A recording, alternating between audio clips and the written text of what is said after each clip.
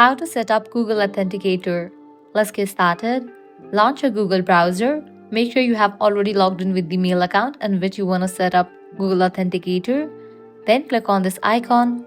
Then click on the option Manage your Google account. You will be directed to this page. Now at the left corner, you're going to find different option. Head over to the option Security.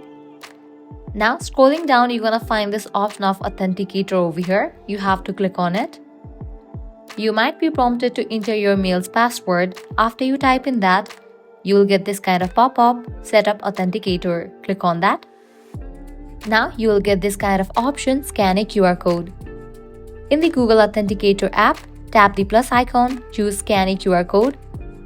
Then scan the code. Click on Next. You will get code in your Google Authenticator app. You will need to enter that code over here and then click on Verify. With that, you have just set up Google Authenticator app. So that's a wrap for this video. If this guide was helpful, do not forget to like, share and subscribe to our channel. Thanks for watching.